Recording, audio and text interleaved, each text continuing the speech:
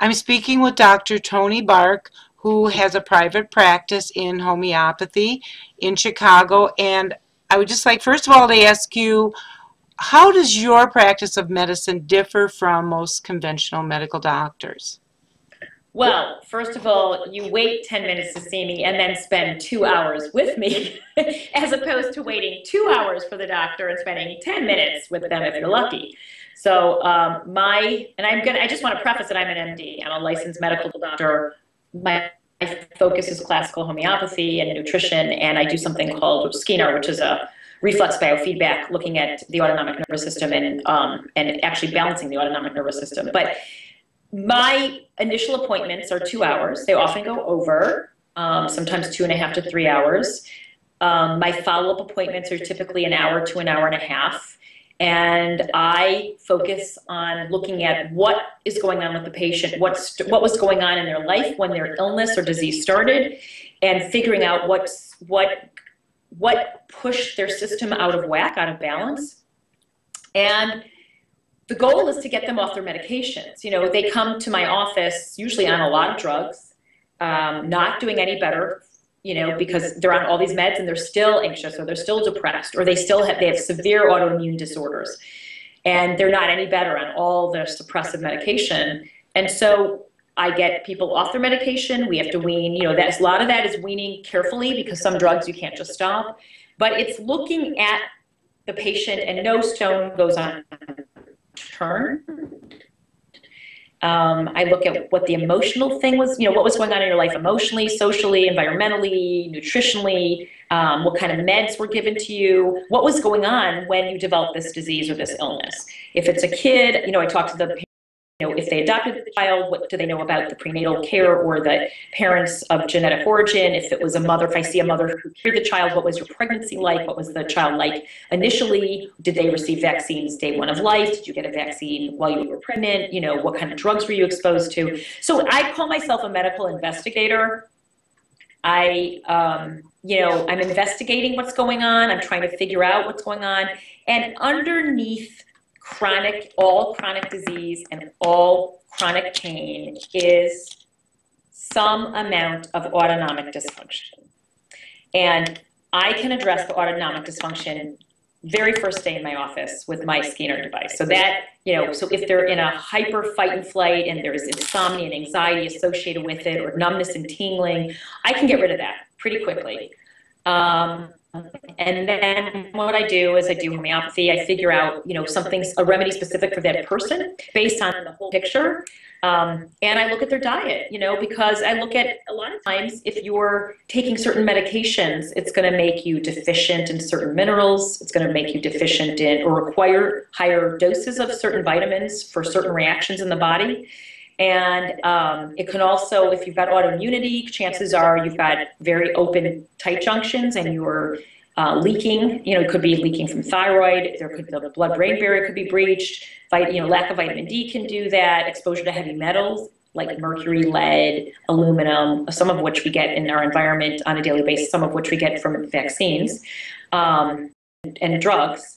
And so I look at the whole picture. So 2 hours often isn't even enough time. And a lot of people who come in from out of town to see me will schedule a daily appointment for 3 days in a row and then leave. And so when they leave, they've left, they're a whole lot better already by the time they leave.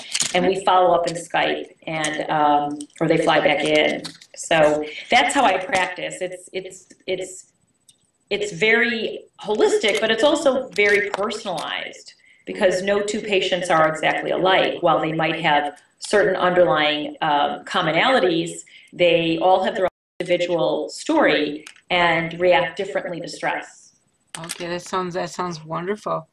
Along the same lines, there's been huge coverage everywhere in the media about Paul Offit's, Dr. Offit's latest book, Do You Believe in Magic, in which he attacks alternative and complementary medicine. Which I find so funny. I mean, you know, how many people die on a daily basis from prescription medication and over-the-counter drugs, and we have no deaths. You know, like in the last few years, there's been 0 deaths from the things he's talking about, and hundreds of thousands of deaths from prescription drugs and over-the-counter medication. And procedures, I mean, my God, procedures that are never approved, procedures aren't approved by the FDA, but they're done all the time. Doctors do all kinds of surgical procedures, even though there's no controlled studies. So do you believe in magic is a great title for talking about Western pharmaceutical medicine. Do you believe in magic? They all come with the side effect of the very things they're trying to achieve. So an anxiolytic causes anxiety with long-term use. An antidepressant causes depression with long-term use. Statins will drive your LDL particle size smaller and denser, which increases your likelihood for a heart attack. All these drugs that do one thing actually have the same side effect. Look at these bisphonates, come with a risk of fracture, of jaw and thigh fracture. You're taking it for osteoporosis, and which has been marketed as this new disease in the last 30 years, and it's causing an outbreak of spontaneous fractures. So I love that. I love that Paul Offit did this. It brought such attention to it. I think it's backfiring on him.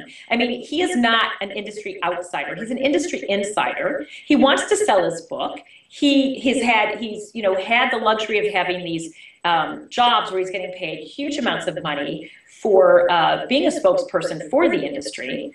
And, I think people who kind of didn't know who he was and maybe thought he was a good guy, he's promoting vaccines, and, read his stuff and say, who the hell is this guy? I mean, my father, who is pretty sharp, I mean, my father's really sharp in terms of like healthcare and stuff, but he had never heard of him. And he's like, oh my God, I read this article from this doctor. He's so way off base.